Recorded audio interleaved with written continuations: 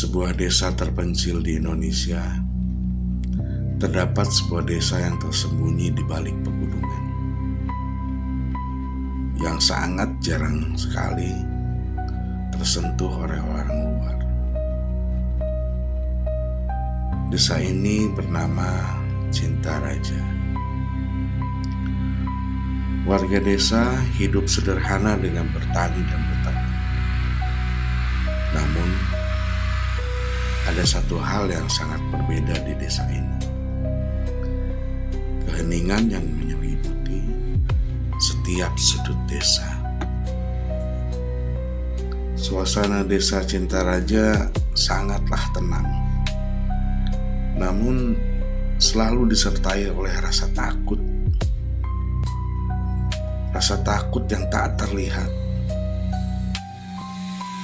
Pada malam hari, desa ini selalu dipenuhi kabut tebal yang turun tanpa peringatan. Masyarakat di sana percaya bahwa itu adalah tanda dari kutukan yang telah lama ada. Mereka tidak berani berbicara tentang kutukan itu, karena siapapun yang melanggar aturan itu akan membawa dampak yang sangat besar dan sangat mengerikan. Lestari, seorang gadis kecil berusia 10 tahun, hidup bersama neneknya di pinggir desa.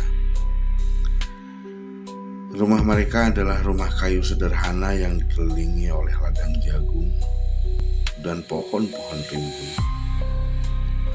Sejak kecil, Lestari selalu merasa ada sesuatu yang aneh dengan desanya.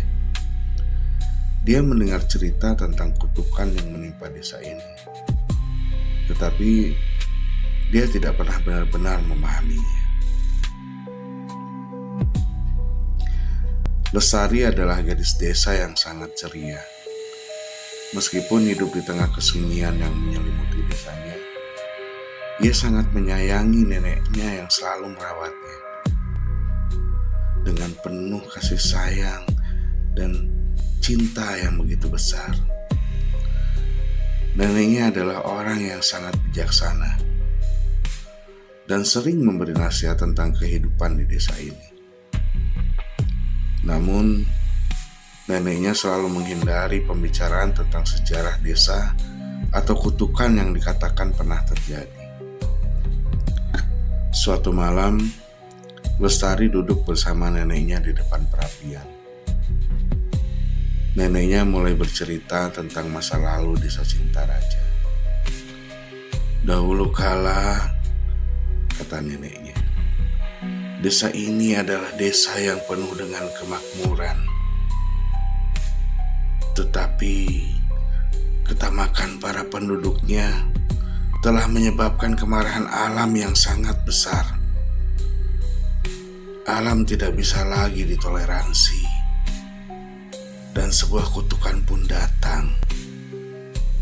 Desa ini terisolasi dari dunia luar, dan tak akan ada yang bisa melarikan diri dari takdirnya.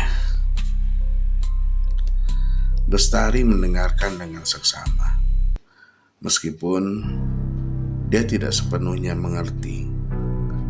Namun, ada satu kalimat yang membuatnya terkejut. Kutukan ini akan berakhir hanya jika ada satu orang yang berani menghadapinya. Seorang anak muda seperti kamu. Sambil menatapnya dengan tatapan serius, Lestari merasa sedikit cemas. Tetapi neneknya segera menghiburnya dengan senyum yang lembut. Beberapa hari setelah percakapan itu, Lestari mulai merasakan hal-hal yang aneh. Dia sering mendengar bisikan yang datang dari hutan di sekitar desa. Seolah-olah ada yang memanggil namanya. Pada malam hari, dia terbangun dan melihat bayangan-bayangan bergerak di jendela rumahnya. Meskipun neneknya selalu menerangkan Lestari merasa bahwa ada sesuatu yang sangat serius sedang terjadi di desa ini. Pada pagi hari, Lestari berjalan ke ladang untuk membantu neneknya. Di sana, dia menemukan sebuah batu besar yang tergeletak di tengah jalan. Batu itu berbeda dari yang lain, karena terlihat ada simbol-simbol aneh yang terukir di permukaannya. Lestari merasa tertarik dengan batu itu dan mencoba untuk menyentuhnya. Namun seketika itu juga sebuah suara keras terdengar dari dalam hutan. Suara itu terdengar seperti teriakan penuh penderitaan. Sambil berlari dengan ketakutan, Lestari pulang menuju rumahnya. "Nenek, ada yang aneh di luar sana," teriaknya. Neneknya yang khawatir segera memeriksanya. Sambil berkata, "Jangan takut, Nak. Jangan khawatir. Itu adalah tanda dari kutukan yang semakin mendekat. Kau tidak boleh menyentuh batu itu lagi." Namun Lestari merasa dia ada sesuatu yang lebih besar yang sedang menunggunya. Dia merasakan bahwa dirinya terikat dengan kutukan itu, dan hanya dia yang dapat mengubah takdir desa ini. Lestari yang merasa semakin terhubung dengan kejadian-kejadian aneh di desa, memutuskan untuk mencari tahu tentang kutukan yang melanda desanya.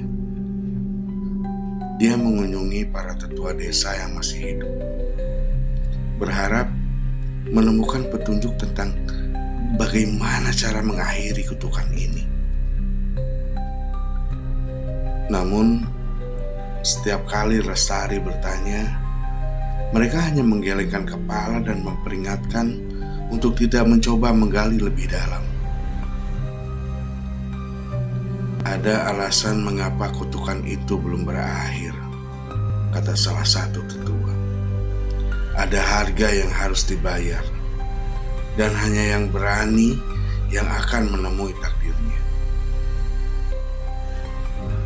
Lestari tidak menyerah.